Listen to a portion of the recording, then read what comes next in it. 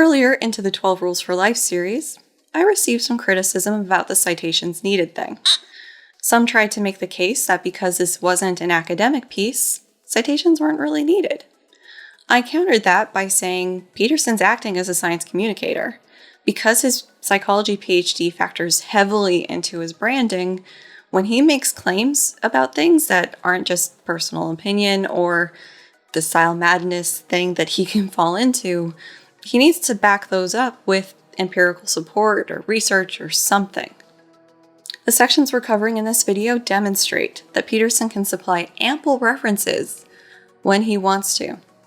This means that there's going to be a fair amount of science in this video, so for those of you who like these long, it's your lucky day.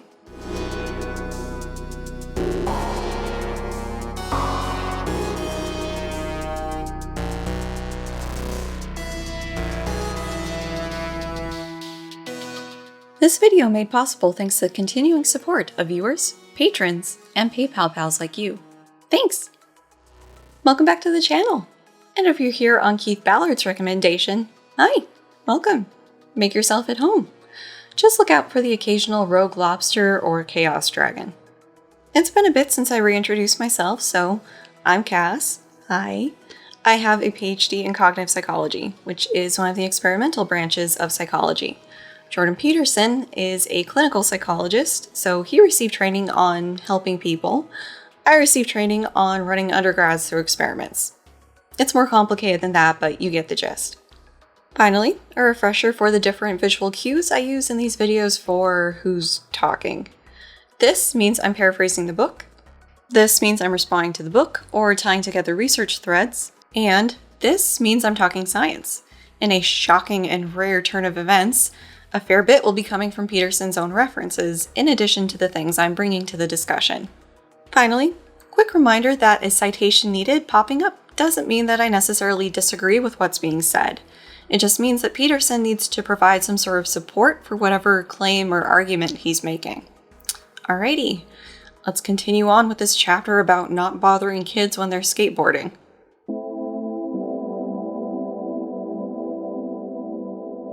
Recall that in the last video, we wrapped up with Peterson implying that progressives were eager for an environmental apocalypse. There are also more stories about Peterson's late friend Chris, who's late because, according to Peterson, he took the burden of humanity's being too personally.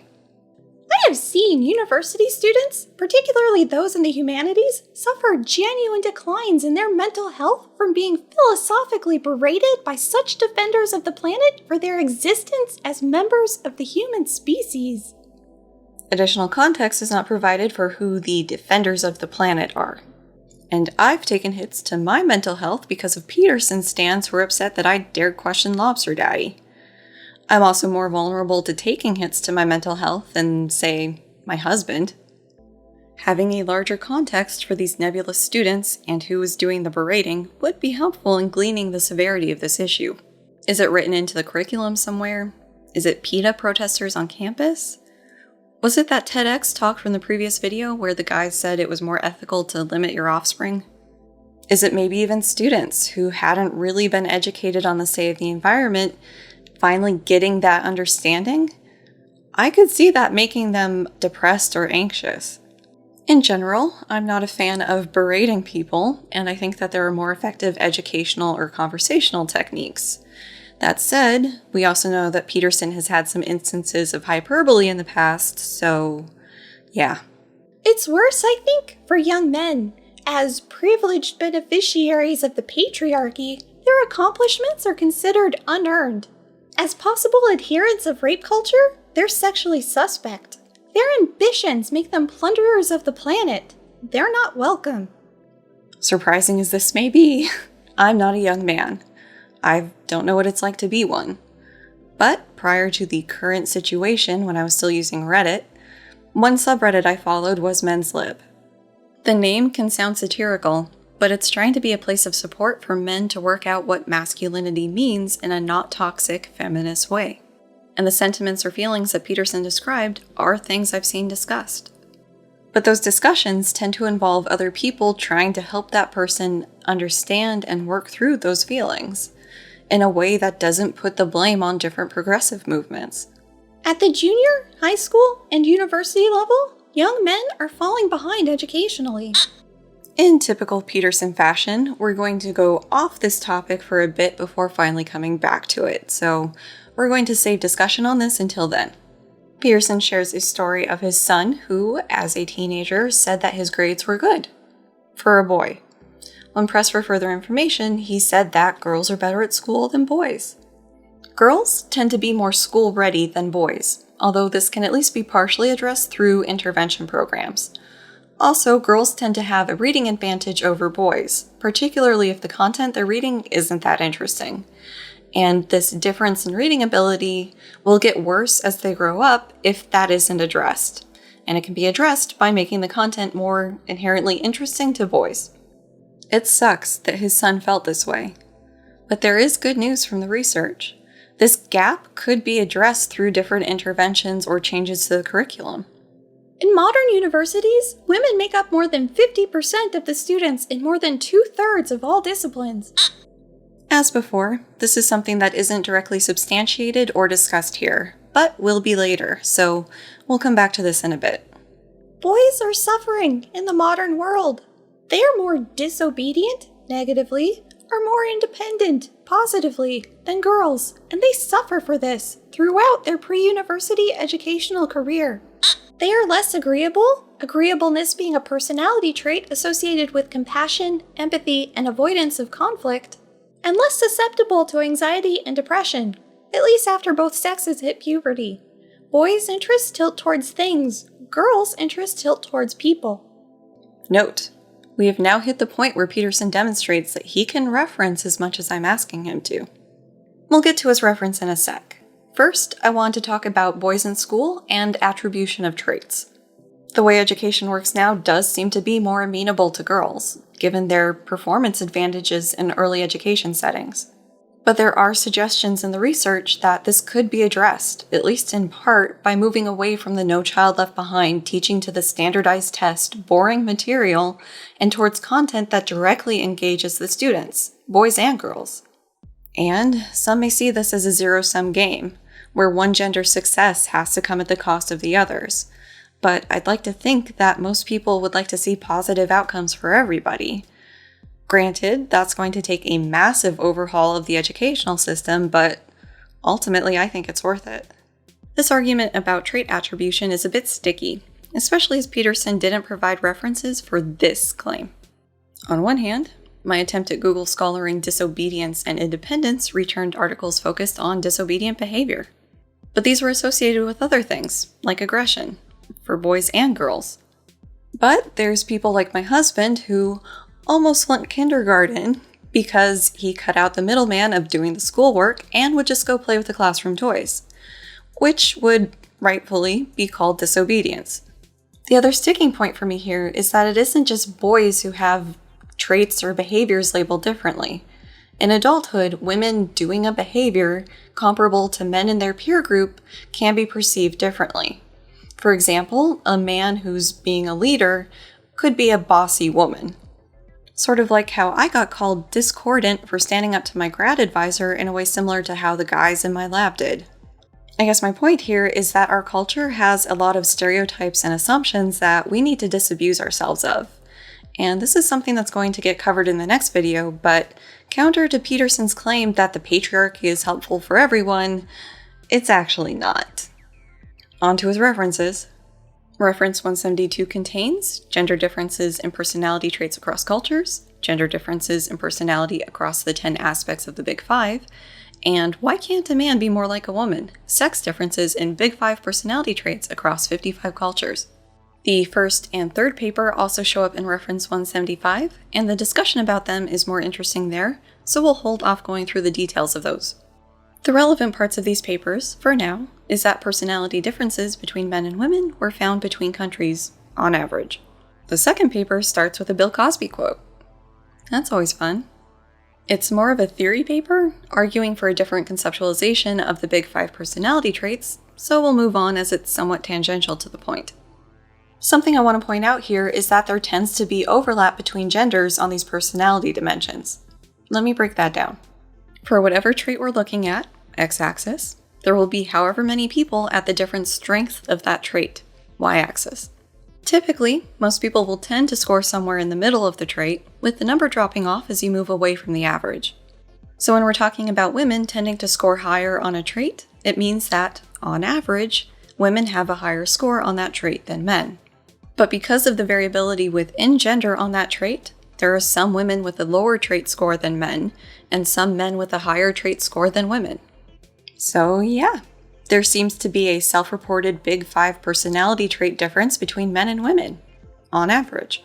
Although it's interesting that Peterson says boys are suffering in the modern world, followed by that they are less susceptible to anxiety and depression.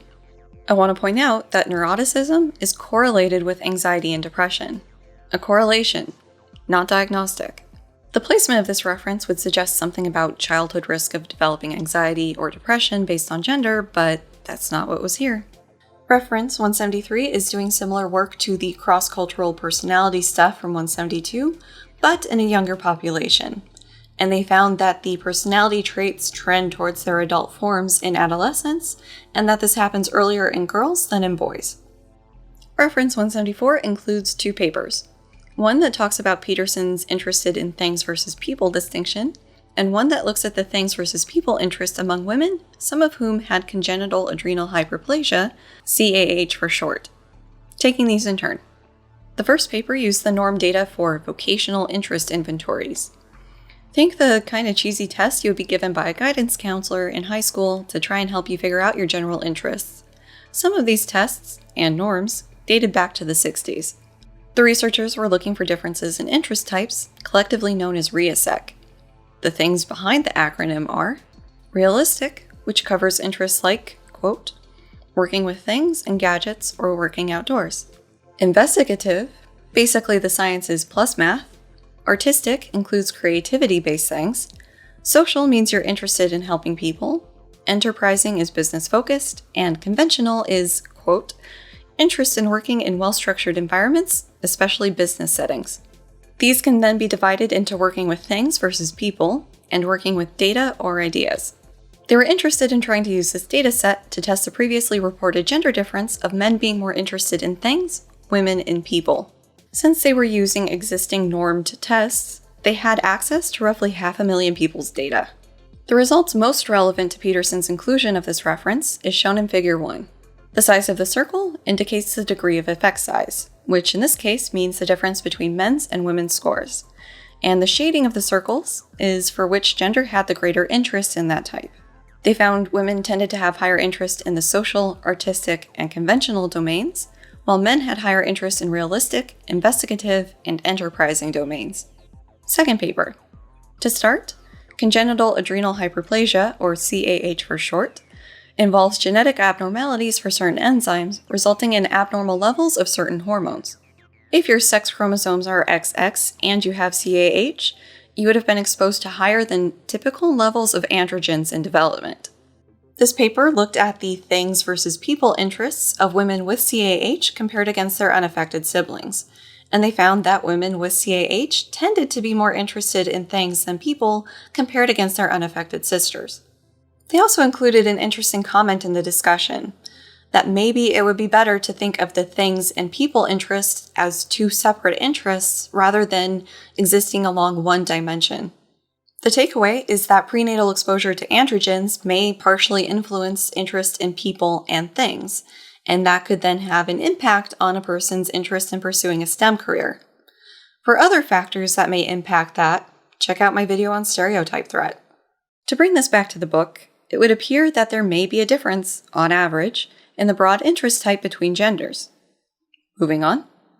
Strikingly, these differences, strongly influenced by biological factors, are most pronounced in the Scandinavian societies where gender equality has been pushed hardest. This is the opposite of what would be expected by those who insist, ever more loudly, that gender is a social construct. It isn't. This isn't a debate. The data are in. Let's talk about this incontrovertible data. Reference 175 is a stuffed one. It includes a paper on what sort of media is consumed by Swedes by gender. Addressing this one now because it'll be quick. I'm not sure how the high or low brownness of the media consumed in Sweden almost 30 years ago argues that gender isn't, at least in part, a social construct. One of the papers that appeared in Reference 172, the other paper that was also in Reference 172, and another massive personality comparison. On to specifics. The second paper compared scores on a personality test between different countries where that test had been administered. Some data was published, some was not. The surprising findings from the title are that they found greater gender differences in personality traits for, quote, Western nations with individualistic values than non-Western collectivistic cultures. The specific traits are women rating themselves as higher in negative affect, submissiveness, nurturance, and more concerned with feelings than ideas. The authors include that this difference between cultures may spring from a difference in how certain behaviors are viewed. As these are self-reported personality tests, it's possible that in individualistic cultures, certain behaviors like taking care of a relative are attributed to the person's personality, whereas in collectivist cultures, that same action would almost be expected, and so it wouldn't be attributed to that person's personality.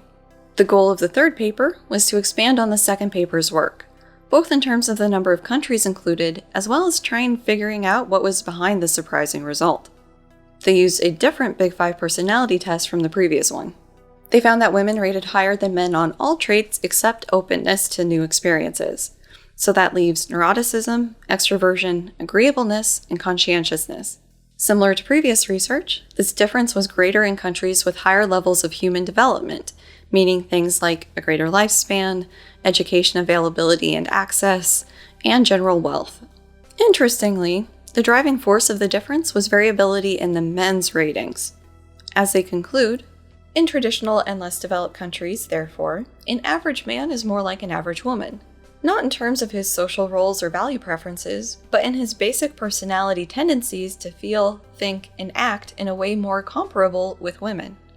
The fourth paper gathered brief job interest data, like car mechanic, costume designer, builder, dance teacher, carpenter, school teacher, electrical engineer, florist, inventor, or social worker, and also used a different personality test which was transformed by the author into the Big Five traits of extroversion, agreeableness, and neuroticism. I don't think this is an unheard of thing to do with personality metrics, but it would be nice having some groundwork establishing the validity of doing this transformation before throwing it at 200,000 data points. Speaking of, the data came from a BBC internet survey that apparently had respondents from over 50 countries. To cut to the chase, because, quite frankly, I find this paper poorly written, the results support the previous findings that there tends to be personality trait differences, on average, between the genders. Although, the difference between countries wasn't replicated, but that could be due to this being administered exclusively in English over the internet by the BBC, so there's several layers of self-selection going on there. Bringing this all back to the quote now, there's some flaws in Peterson's assertion about gender. For one, from a scientific perspective, all Peterson has done with what he's referenced is sort of show there's a difference between genders, and not test at all what causes those differences. So these papers that he's essentially claiming demonstrate that gender is not a social construct aren't establishing causality. In other words, sex chromosomes causing personality differences. They just support the idea that there's universal differences between personality by gender. These papers reporting personality differences between men and women, on average, in some countries, don't really speak to the nature of gender. Some personality traits may be associated more with one gender or another, but that doesn't really get at gender itself. Along those lines, that some of these papers reported an interaction with personality differences by gender between countries, either due to differences in individualistic or collectivistic cultures, or scores on the Human Development Index, would seem to indicate that personality is not strictly determined by your sex chromosomes, assuming that is the antithesis of gender being a social construct. It may influence it, as demonstrated by the experiment that focused on women with CAH, but even those authors didn't say that this was deterministic. Also, these papers only talked about male, female, men, women.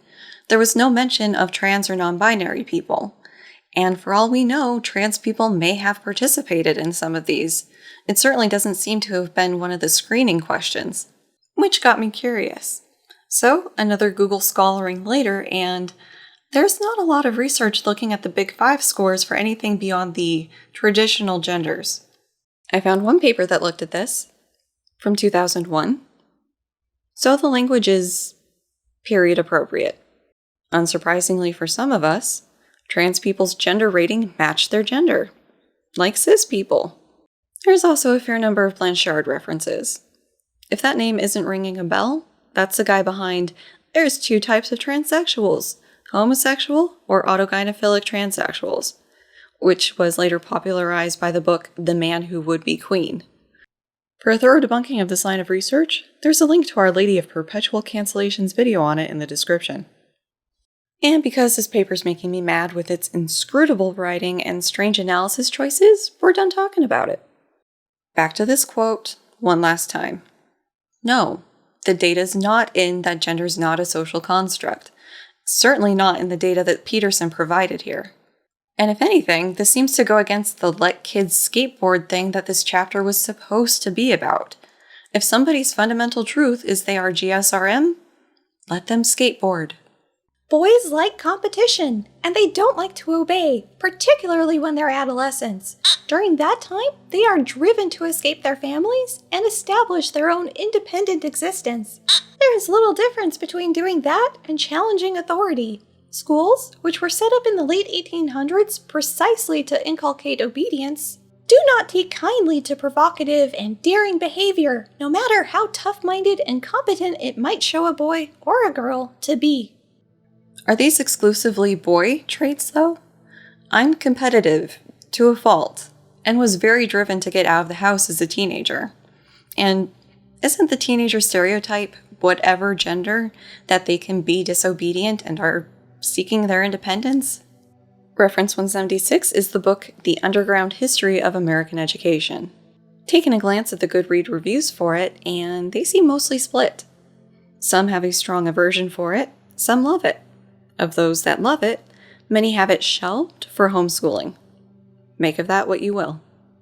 I question children needing to work, the necessity of religion in schools, and specific example, the money that would be spent on the kid in the governmental school system instead being put in investments and other things for them for the 12 years that they aren't being educated in the schools, and then that money given to them when they turn 18 to do with as they please.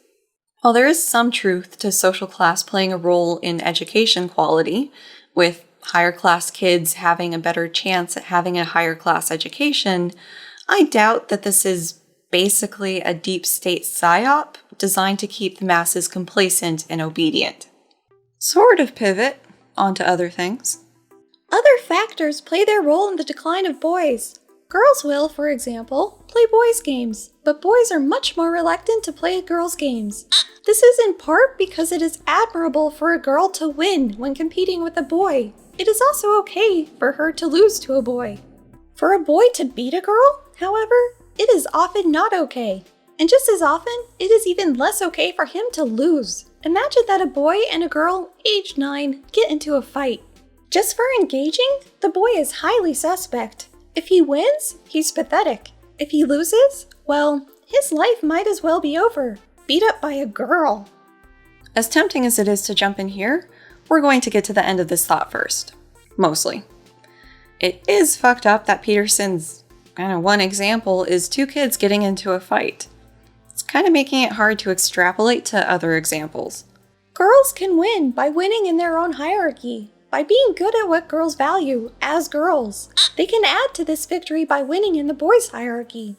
Boys, however, can only win by winning in the male hierarchy. They will lose status among girls and boys by being good at what girls value. It costs them in reputation among the boys and in attractiveness among the girls. We're still going. He ain't done yet. Girls aren't attracted to boys who are their friends, even though they might like them, whatever that means. They are attracted to boys who win status contests with other boys. If you're male, however, you can't just hammer a female as hard as you would a male. Phrasing. Boys can't, won't, play truly competitive games with girls. It isn't clear how they can win. As the game turns into a girls' game, therefore, the boys leave.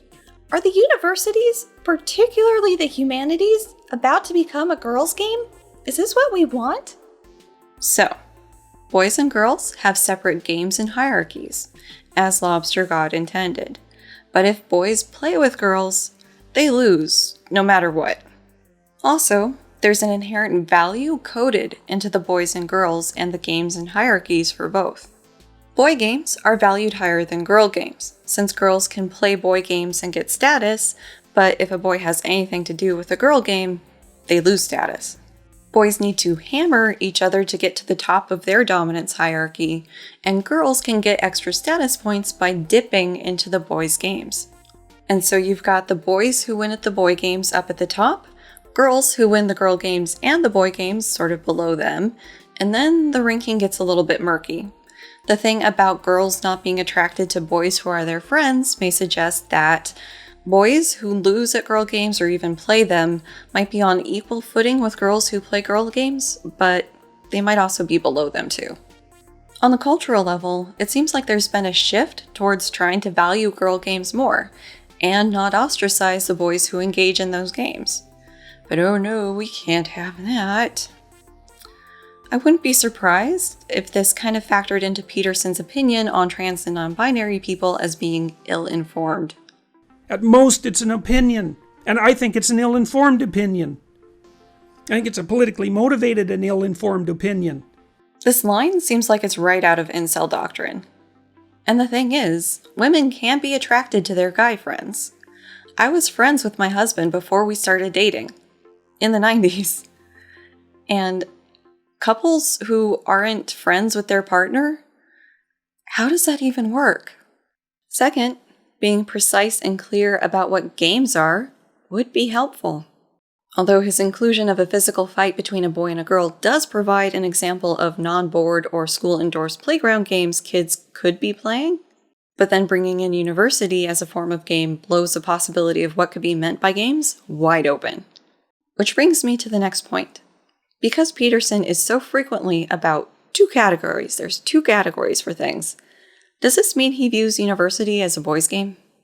The next portion focuses on enrollment rates, so we'll save that discussion for later. Finally, it's frustrating that he's treating this all like an immutable truth.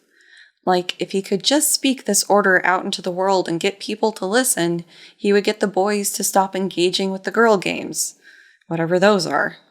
In classic Jorp style, talking about this in the abstract games means that there can be a message here, but also allows him full deniability about inferences that can be made. Like, this is the kiddie gamified version of traditional masculine ideology. The situation in the universities, and in educational institutions in general, is far more problematic than the basic statistics indicate. If you eliminate these so-called STEM, science, technology, engineering, and mathematics programs, excluding psychology, the female-to-male ratio is even more skewed. Almost 80% of students majoring in the fields of healthcare, public administration, psychology, and education, which comprise 1/4 of all degrees, are female. Reference 177 is a Statistics Canada report called Why Are the Majority of University Students Women? And is trying to build an explanation for the enrollment disparity. This is actually a summary of a Statistics Canada publication on the same topic. It's noted that boys start trailing behind girls early, which continues to worsen into adolescence. Although, it is noted that boys are tending to spend less time on homework than girls. The paper includes a participation rate. The y-axis is a proportion, so multiply by 100 to get the percent, and college is non-university post-secondary education or training. I don't know if this is just a US thing, but we tend to use college and university pretty interchangeably. Not the case in Canada. As shown, there's not a gap in college, but a 13% gap in 19-year-olds in university. There's also a different expectation for kids to attend university by parents. Doing some statistics, Canada, they found that standardized test scores and grades at 15, study habits, and parental expectations could account for more than 2/3 of the variability in students attending university. To say that in English this time, having higher test scores, grades, spending more time studying, and having parents who expect you to go to university can mostly predict if you'll go when you're 19. And as noted, boys tend to be lower on those metrics, and so they have a lower likelihood of attending university. Reference 178 is another Statistics Canada article. Peterson's citation puts it at 2015, but the publication was from 2013. And this is looking at the gender difference in STEM and CS graduation rates. More men are graduating with these variety of degrees than women on the whole, but more women are getting science or tech degrees than men. Statistical predictors for who would go into STEM were having higher math grades at 15 and having a positive view of their math ability. However, actual math ability was less of a deciding factor for women than men. They conclude that other factors must be influencing women to not choose STEM fields, speculating that it could be things like work-life balance concerns, differences in motivation and interest, or other influences. The issue, from the Statistics Canada references Peterson included, does not seem to be that girls are infiltrating boy game spaces. It's that boys are falling behind early, this isn't being addressed as they grow up, and so they're less likely to go to college. This 80% figure took a close read of reference 178 to find. This report doesn't really indicate where psychology fits, so I'm unclear where he's getting that distinction from in this reference. The context for the 80% was noting that women are the majority of non-STEM graduates, especially in the education or health-related programs. The breakdown of degrees and proportions thereof is not included. And this is something I've seen progressives discuss. It's no secret that men can be stereotyped out of certain professions, like nursing. This figure from Reddit is based on US Census data. While some jobs, like construction labor, would probably have to make accommodations or adjustments for the average woman to do it, I think a progressive view would be to make it more normalized and acceptable for anyone to do these jobs in some capacity. Some of that is encouraging students to go into specializations related to the field or trade, as well as reducing negative social forces that may discourage them. And some of it requires a general social change in how people in these different positions are viewed. A guy interested in teaching kids is probably not there with insidious intent. I'm almost baffled by Peterson highlighting this 80% figure that was buried in the paper. Unless... Speculation time. Is the implication that fields like healthcare or education are girl games? Taking this a step further, would this almost be a stay-in-your-lane sort of thing? Clarify with precise speech for me, daddy. Men not going into university as much as women has been reported on by places like Washington Post or The Atlantic, and we see the same factors coming into play. Boys falling behind in elementary school and that not being addressed as they get older. One person interviewed for one of these said that boys need to be approached as early as 5th grade and be told about the importance of higher ed if there's going to be any hope of getting this number to change. As mentioned when Peterson's son was brought up, there are recommendations for how to address boys being failed by the educational system. Ditch the NCLB educational model and get the classrooms tailored to the student interest while teaching the core curriculum. And this is absolutely something that needs to be done. I've had too many guys in my life, including my husband, who felt like they were dumb and that school wasn't for them because they fell behind. The disparity is still rapidly increasing. At this rate, there will be very few men in most university disciplines in 15 years. This is not good news for men. It might even be catastrophic news for men, but it's also not good news for women. I'm not sure about this 15-year claim on a couple levels. Starting with the assumption he's using the census data included in the paper behind reference 177, we can try and work out the numbers he's talking about. This shows the graduate percentages for men in orange and women in purple at different census recording points. The data included in the paper went from 1971 to 2001. Graduation rates may differ from enrollment rates, so we won't use the other more current data included in the paper. We can then fit a line to that data, giving us a way to predict future points, assuming the trend is linear. I tried other nonlinear fits, but these provide the best models for the existing data. Doing that, we can predict what the enrollment rates would be in 15 years from when the book was published, which puts us at about 2033. So, if this linear trend continues, by 2033, the graduating class would be a little over 10% men. I want to reiterate here. That 10% figure is if this is indeed a linear trend that will continue without interruption. And this assumption is a bit shaky, as it would put men at a negative number at some point. But from doing some reading on this, it does seem that schools are concerned about this and working towards getting the enrollment rates back up for men. But it seems unlikely that this would be the outcome. I imagine that it would probably level off at some point before 10%, assuming there's not some huge shakeup coming for colleges that turns the whole enterprise on its head. Grand scheme of things, increasing the number of women in STEM doesn't have to come at the cost of men. Education shouldn't be a zero-sum game, or a boys' game, or a girls' game. It should be for anybody who wants it. And this reminds me of concerns I expressed earlier in the series. Trade schools and non-academic career paths shouldn't be devalued as they have been in the US. And this book. Most of y'all say you want long videos. Well, this one's right up your alley. We just finished the section that we started in the last video. Maybe you're horrified. Maybe you're thrilled. Either way, we can continue on to the next section, which picks up with this doom prophecy of Peterson's.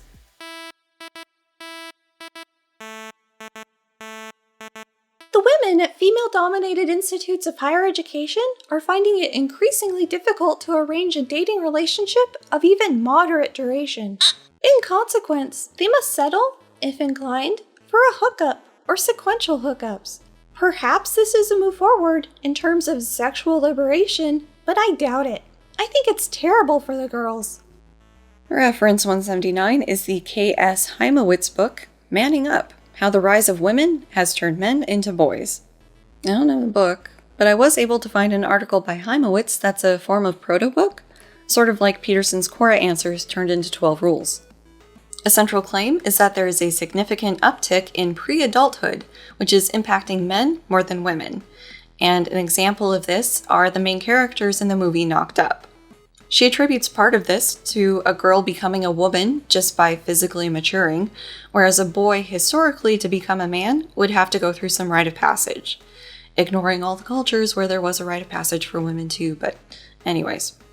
And the traditional roles of father or husband are losing ground, and men aren't allowed to be manly men anymore, so they're domesticated. All of that together means that guys stay pre-adults. Similar to the previous book, the ratings on Goodreads are pretty split. I'd hazard to guess that you could probably do a correlation with people's impressions of 12 Rules and have a pretty strong relationship. So yeah. This reference isn't providing direct support for most of Peterson's claims in this paragraph. Some support behind this dating difficulty would be useful, as well as the rates and alleged distaste for this hookup culture. As it stands, I'm just seeing Peterson tutting his tongue at the girls doing this. Which reminds me, the sections that we're covering in this video really bring a language choice of Peterson's to the forefront. Sometimes women get to be called women, sometimes we're females, sometimes we're girls. And maybe it's just purely down to whatever word he felt best fit the sentence or idea, or maybe is even random. But calling university students, or even more strange, other faculty girls, while casting aspersions at their romantic lives, seems like a choice. Daddy.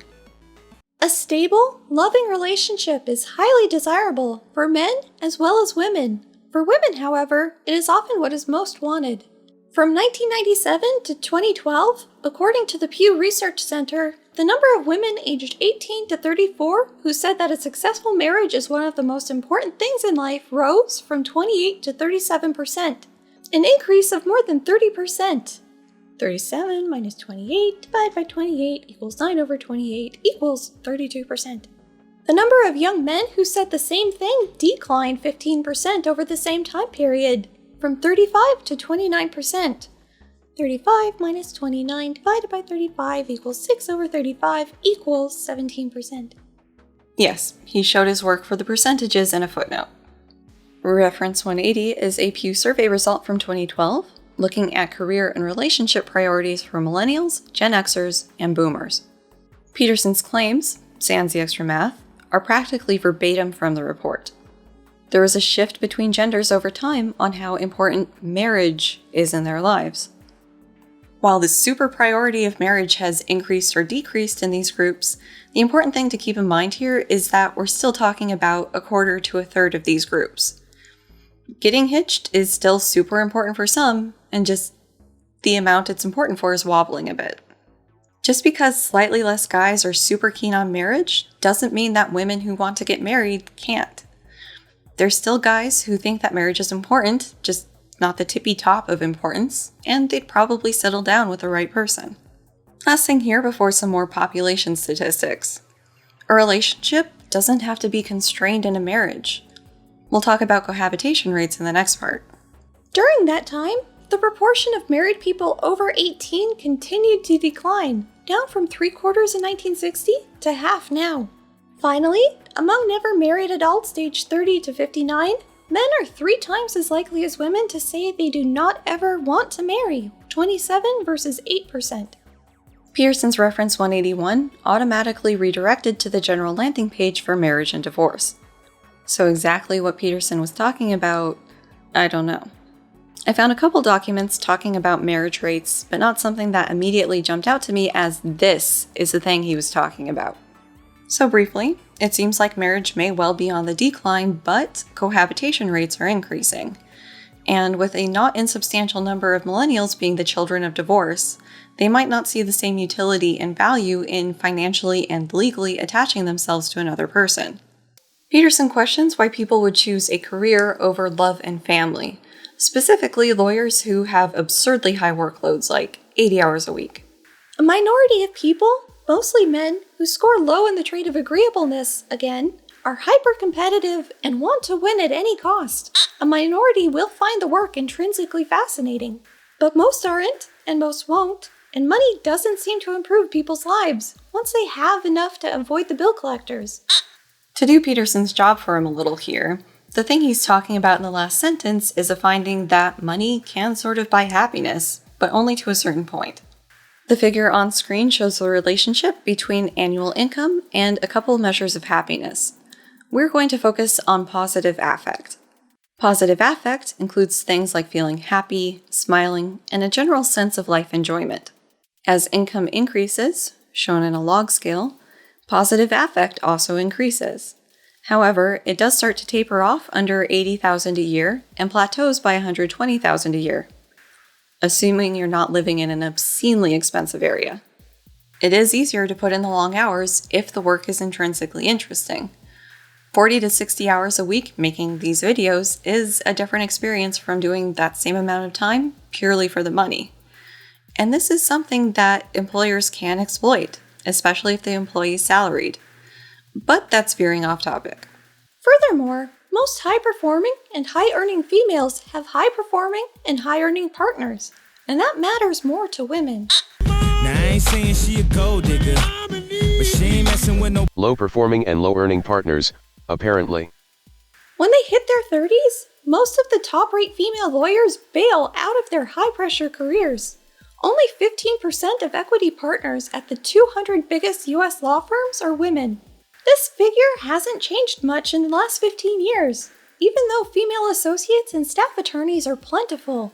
It also isn't because the law firms don't want the women to stay around and succeed. There is a chronic shortage of excellent people, regardless of sex, and law firms are desperate to retain them.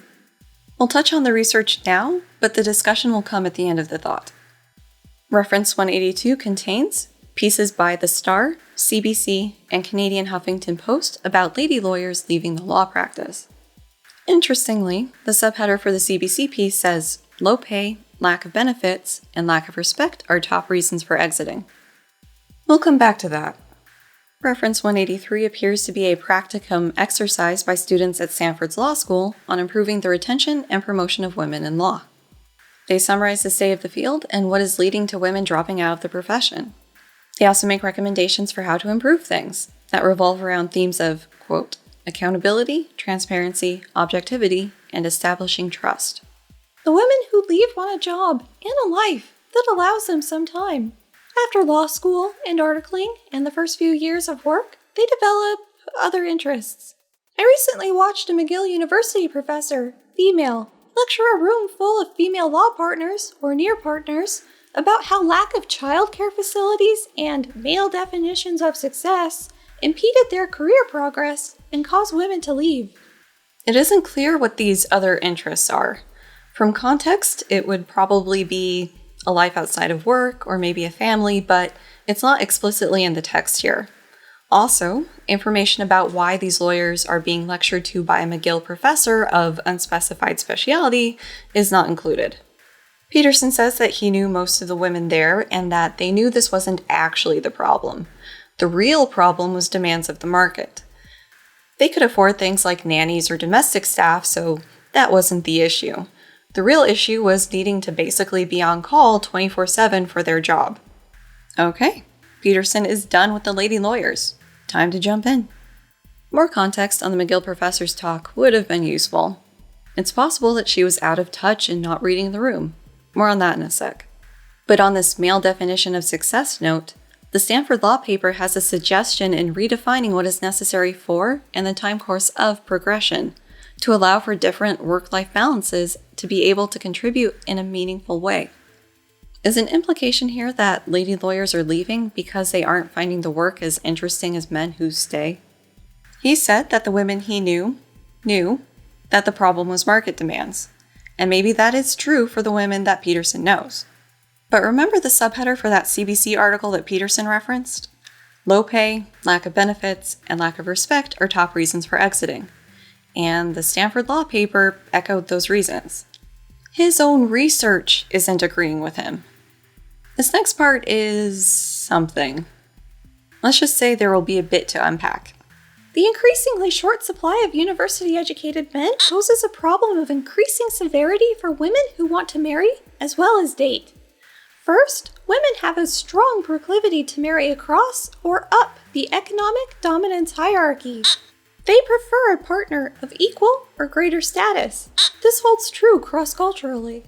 The same does not hold, by the way, for men who are perfectly willing to marry across or down, as the Pew data indicate, although they show a preference for somewhat younger mates. The recent trend towards the hollowing out of the middle class has also been increasing as resource-rich women tend more and more to partner with resource-rich men. Because of this, and because of the decline in high-paying manufacturing jobs for men, 1 of 6 men of employable age is currently without work in the US. Marriage is now something increasingly reserved for the rich. I can't help finding that amusing, in a blackly ironic manner. The oppressive, patriarchal institution of marriage has now become a luxury. Why would the rich tyrannize themselves? We're going to unpack this part before getting to Peterson's explanation of why women are doing this. The thing about this uneven supply of university grads is that his beloved Pew data show that college-educated women are marrying guys who don't necessarily have a college degree. So that's not apparently a huge issue. Reference 184 has 2 papers. The first paper argues that humans have fairly dimorphic sexual preferences, as they were able to predict a person's gender with 92% accuracy based on reported preferences through a fancy statistical model. The preference data was from a dataset gathered in 1989 and included 19 traits from 33 countries. The traits were rated by participants on a 4-point Likert scale, meaning you had answers going from not attractive, kinda not attractive, kinda attractive, and totally attractive. Some traits were classed as dimorphic, meaning responses would vary between men and women and included financial prospects, attractiveness, chastity, ambition and industriousness, and the age difference. Other traits were monomorphic, meaning they'd be rated similarly between men and women. Some were things like having similar political views, being healthy, a good cook, nice, and so on. A more recent cross-cultural study replicated the finding that men tend to go for younger, attractive partners, while women tend to go for older partners with better financial prospects. But as gender equality increases in that culture, people will tend to go for someone closer to their own age. The second paper was a meta-analysis of experiments that involved women's mate preference during the course of a menstrual cycle. They argued that there's a shift in how women rate potential partners depending on if they're looking for a one-night stand or a committed relationship. There's a shift towards, quote, ancestral genetic quality cues, on high fertility days, but not low fertility days when looking for a bang and bolt, but there isn't a shift over the cycle when considering a long-term partner. This one does not appear to have been looking cross-culturally. This effect hasn't always been completely replicable. The first reference supported Peterson's claim that women want to marry up the economic hierarchy, but the second was about how ovulation can maybe impact who a woman chooses to bang. Where in the Pew data is the economic marriage preference? In the previous uses of the Pew reports, he'd only talked about the rated importance of marriage, nothing about marrying outside one's class. This perfectly willing to marry is rustling my jimmies. It's not an overt jab, but it does seem like it's putting the blame on women. Again. And that'll only get worse. Reference 185 is a National Bureau of Economic Research working paper on assortative mating. Assortative mating occurs when organisms with a similar phenotype hook up more frequently than you would expect just from random banging. In this case, they're looking at people marrying within the same income or educational level, as opposed to marrying somebody of a different income or educational level. And apparently, this has been increasing over time in the US. Peterson apparently attributing the hollowing out of the middle class because rich people are marrying rich people. Wait. Rich women having the gall to marry rich men seems like it's dodging the issue. How dare they marry somebody who's probably in their same social circles? Can't they see that they could help repair the middle class by finding somebody who's financially less well off and marrying them? Pfft, women. This reminds me of the incel thing, where women on Tinder get to date up in terms of attractiveness, but guys are relegated to someone of equivalent attractiveness or lower. I don't know where he's getting this 16% not working figure. I know, unemployment statistics can hide the people who are without work but not technically unemployed, but 16% seems high. I know he's trying to make a joke at the end here, but come on. Tyranny go brr. And as we discussed, cohabitation rates are on the rise. Getting married or divorced is frequently an expensive process. The explanation Peterson gives for why a woman would want a higher status employed man basically boils down to wanting a partner who can provide for her and their offspring, with the added flair that an unemployed man would need looking after in addition to the kids. Plus, single motherhood is an undesirable alternative. Children in father-absent homes are 4 times as likely to be poor. That means their mothers are poor too. Fatherless children are at much greater risk for drug and alcohol abuse. Children living with married, biological parents are less anxious, depressed, and delinquent than children living with one or more non-biological parents. Children in single-parent families are also twice as likely to commit suicide. Reference 186 looked at the emotional security of kids based on how well their parents' marital relationship was functioning, or not, as the case may be. They found that a poor relationship between the parents can lead to the child feeling like they don't matter to the father, or stepdad, or other dad-type guy, and this effect was worse for daughters. This could then lead to emotional adjustment problems.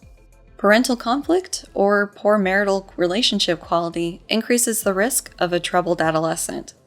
The degree of that trouble was strongly predicted by inter-partner violence. One thing we learned from the parenting chapter is that Peterson is a firm believer that a family is one dad, one mom, and kids, and that divorce is not an option. And I don't want to rehash a lot of my arguments from there, so if you want to see those again or for the first time, check out my videos on that. But I will say that Peterson's traditional view of the family is missing some important details. Details that this reference that he included touch on, like the stability of the parents' marriage. One dad and one mom who are not in a healthy relationship can really mess with the kids' well-being. That paper said nothing about most, if not all, of the claims he made here. And this is why we go through the references. Last thing here is the jab at non-traditional households. Doesn't matter if you've got 2 mommies or daddies, it's apparently not as good as one mom and dad, even if they're hitting each other. We've been on this thought train for a while, so you know what that means. Time to pivot onto a new topic. And this is going to act as a teaser for the next 12 rules video even. The strong turn towards political correctness in universities has exacerbated the problem. The voices shouting against oppression have become louder, it seems, in precise proportion to how equal, even now increasingly skewed against men, the schools have become. There are whole disciplines in universities forthrightly hostile towards men. These are the areas of study dominated by the postmodern neo-Marxist claim that Western culture, in particular, is an oppressive structure created by white men to dominate and exclude women and other select groups, successful only because of that domination and exclusion. This has been a long one. I'm beyond frustrated with Peterson at this point, so this is going to be a bit rapid fire. How has it exacerbated the problem? Give me receipts. Give me even just one example of the anti-oppression crowd getting louder. Which disciplines are hostile towards men? How are they hostile? Be specific. That was one of your rules, wasn't it? If there's programs overtly hostile to one demographic, that's a huge problem and needs to be fixed. Oh look, it's an explicit inclusion of postmodern Neo-Marxism. Yay. At least we don't have to infer it, I guess. His reference here is a book by Stephen Hicks, who is a featured creator on Peterson's free speech social media platform ThinkSpot.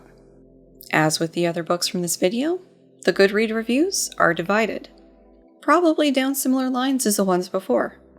The central argument of this book is the failure of epistemology made postmodernism possible, and the failure of socialism made postmodernism necessary. I'm not a philosopher. I don't claim to possess great knowledge in this domain, unlike some psychologists. So instead, I'm going to point you to the Contrapoints video on how ridiculous postmodern Neo-Marxism is as a concept, because she actually knows this shit. And with that, I'm out for this one. No more. I'm good. Especially because the next section is on the patriarchy. So, yeah, look forward to that in the near future. Subscribe. Creeping towards 10K, so every subscription and engagement helps. And yeah, see you guys in the next one. Bye.